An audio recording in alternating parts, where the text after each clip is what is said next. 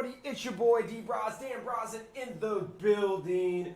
Welcome to the fan club, folks. So this is part 2 of our NBA trade deadline special. I got some cool little gifts down here. They're sweet. I hope you guys like our new little setup. I'm still experimenting. I am going to be implementing some new changes along with what we already have. But as you can see, up here, I've got a backup camera, got a little logo, and then we got some gifs and videos. And tonight we're actually going to be doing a live music review. And down in your far right corner, there's actually going to be music videos playing. And instead of the old shows where we had to play out of, the microphone, they're going to come right out of our computer. So you'll hear the audio crystal clear, perfect, man.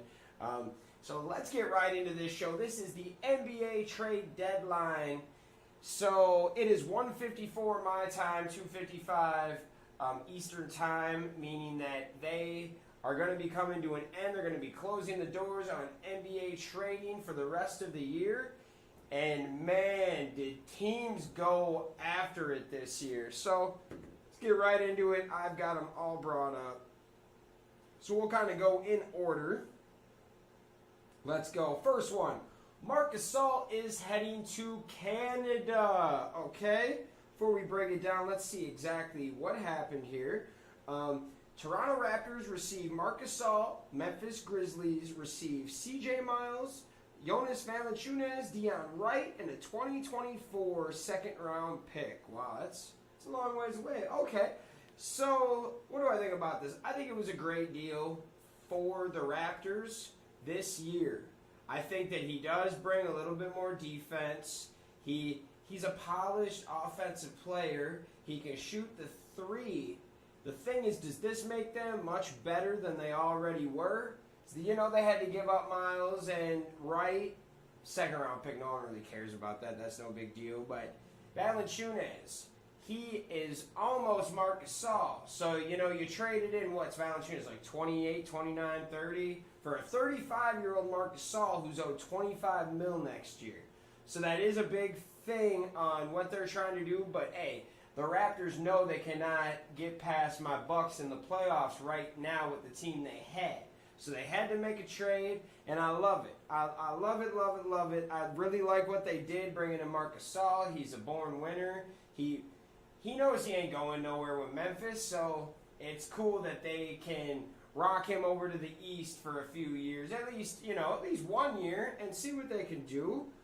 Okay, so let's get into it. My team, Milwaukee Bucks, shocked me, man.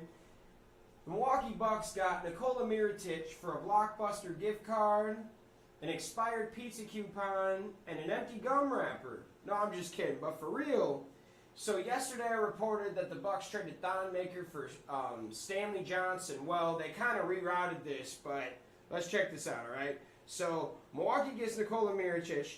New Orleans receives Stanley Johnson, Denver's 2019 second-round pick, Milwaukee's 2020 second-round pick, Washington's 2020 second-round pick, and Washington's 2021 second-round pick. Both those Washingtons are via Milwaukee, just so you know. Pistons get Thon Maker, and of course, Bucks get Nikola Mirotic. So we basically, we got rid of, what did we get? We got rid of Jason Smith, Stanley Johnson, which was technically Thon Maker. So Thon Maker, Jason Smith, and 4 second-rounders for a 6-man killer. This guy, 3-color. He is a stud. I seen this and I'm like, oh my gosh, this has to be the best Bucks trade we've ever made. We gave up a bunch of randos, a bunch of guys that really didn't mean anything to us, except for Thon Maker. I really did like Thon Maker. And, we took him at that number 10 pick because he had potential. Same thing with Stanley Johnson with the Pistons, taking number 8, had a lot of potential. Thon could still be a great player. He's got to build into that body. He's only good 220, 230 in the league right now, and he's just getting pushed around. That's his problem. I hope the best for you, Thon. I really do, man.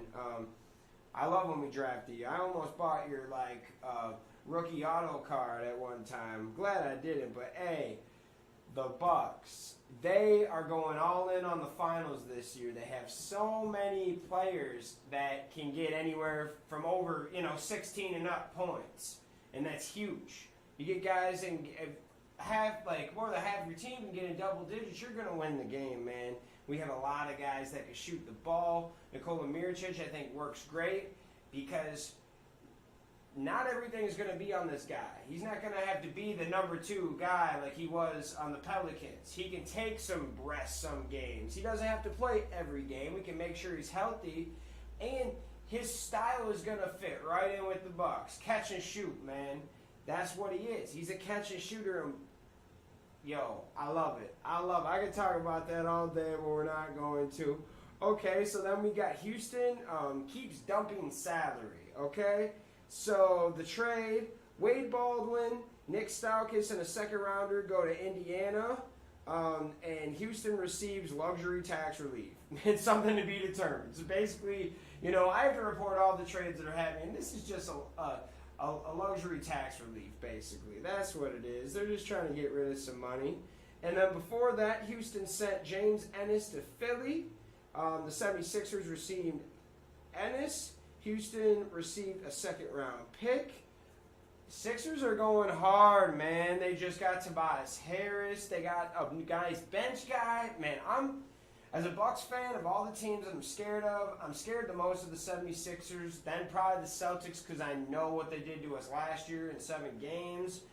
But they haven't put it all together for every game this year. That's kind of their thing. But 76ers just have so much star power now. And the Raptors got Gasol, so it's going to be a 4-man race, even though Milwaukee is on top. It's nothing guaranteed, but I do love what we did. We just got stronger. Some trades you get stronger here and you get weaker here. I think we got stronger all around. We took Thon Maker and Jason Smith, who didn't play basically at all in the past month or two, and we trade him into Nikola Mirotic, who's going to just come off the bench and kill it for us. Then Markieff Morris, salary dump. New Orleans Pelicans receive Markieff Morris and a second-round pick for Wes Johnson, which it's crazy, man.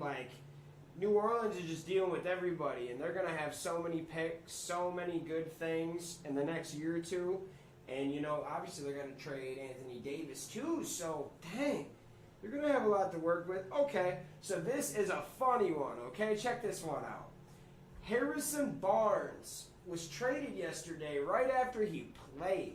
The man played a few minutes, sat on the bench, and then was traded off the Mavs. Let's talk about that. So the Dallas Mavericks received Justin Jackson and Zach Randolph, and Sacramento receives Harrison Barnes. So Sacramento is overachieving. They are actually a game ahead of the Lakers for that final playoff seed. And, man, they had to do something. Now they got Harrison Barnes. LA's sitting there scratching their head oh, why didn't we get anything done? So I like it. I love what the Dallas Mavericks are doing. That they're going to sit there with a trio core of Justin Jackson, Kristaps Porzingis, and Luka Doncic. And they're not going to be good this year. Porzingis isn't playing. Justin Jackson's still learning. Luka's going to put up numbers, but they're not going to win this year. So they're probably going to get a top 3 pick to go with this, and then they could have, a 3 to 4 guys next year that could be, nice core players that could give them 18 to 25 points a game. I love it. I love when bad teams are still trying to do the right thing. Oh my gosh, I love it. Okay, I love it, love it, love it. All right. We got some more. Okay. Cleveland, Houston, Sacramento get busy. So Cleveland receives Marquise Chris, Brandon Knight, and a first-round pick, lottery protected, for Wade Baldwin, Amon Shumpert, Nick Stauskas are all going to Houston. If I said that wrong, I'm sorry. And then the Kings receive Alec Burks and a second round. So basically, Cavaliers are doing what they should have done, like we said, all offseason. They need to tank. They need to get ready. I think signing Kevin Love to a long season deal was stupid. Maybe you can get some trade stuff for him, but You know, other than that, I love what they're doing here. Marquise Chris, Brandon Knight, and a first-round pick. They're just going to eat the salary on Brandon Knight. Marquise Chris is still a young enough player. He could continue to develop and get better. And then you look at Houston Rockets get Wade Baldwin, Amon Shumpert, Nick Stauskas. That I think he's getting dropped or traded. He's been traded like 3 different times this year. Sacramento gets Alec Burks and a second-round pick. That's another nice little addition they get. Okay, so now we are going to talk about our rivals, the Chicago Bulls. Even though I got love for them, 2 of my best friends are Chicago Bulls fans, or no, like 3 of my best friends. Like, seems like everyone around here. I live in Dubuque, Iowa, so everyone around here is a Chicago Bulls fan, and they finally got what they wanted. They got just what the doctor ordered, folks. Chicago steals away Otto Porter Jr., and the Wizards receive Jabari Parker, Bobby Portis, who has been injured this year, but still I do like Bobby, and a second-round pick for Otto Porter Jr. He is a really good player. He had one of the funniest Shaqtin' a Fools ever, but regardless, he is a good player. They needed a guy like this on that team, someone to build around. I love it. I think it's good. For a team and a year that is so crappy and bad, this is really a nice fresh of breath air for them. Like, great trade for the Chicago Bulls. I really like this pick. Okay, the Lakers do something not related to Anthony Davis. Lakers get Reggie Bullock, and they traded him to the Pistons for, I can't even say dude's name, but Sidomadasov Mayok. I butchered it, I'm sorry. And a second-round pick they threw in there. It was just something little. We'll cover the last couple trades that we covered yesterday just to keep you guys in it. Philadelphia forges a big 4, meaning they got Tobias Harris to go with all of their studs, and then Boban Marjanovic, Mike Scott. It's great. They gave up Wilson Chandler, Mike Muscala, Landry Shamet, first-round pick in 2020, and a first-round pick in 2021. One of them is protected. One of them is not. Malachi Richardson is going to Philadelphia for cash considerations. We're almost there, guys. Okay, Phoenix Suns receive Wayne Ellington and Tyler Johnson for Ryan Anderson from the Heat. Okay. Yeah, it's getting down there. Those are all the trades that I have. It's nuts, guys. This has been a crazy trade deadline. So many trades. What, we had 12 trades between yesterday and today, not including anything that happened last week or the week before. It's crazy, man. Like, what is going on? I love it. I love it, love it, love it. You know, in the East, I think that the Milwaukee Bucks are to blame for a lot of the trades because they've been giving everybody a tough time, and they don't have what you would call a superstar roster. They just have a bunch of good guys that play great together, good chemistry, and a great coaching staff coming up with good plays and schemes. So I love it. I love everything about the NBA trade deadline. I love, making deals at the last second, trying to get your word for a player. It's amazing. What did you guys think about this trade? What was your favorite trade that you saw?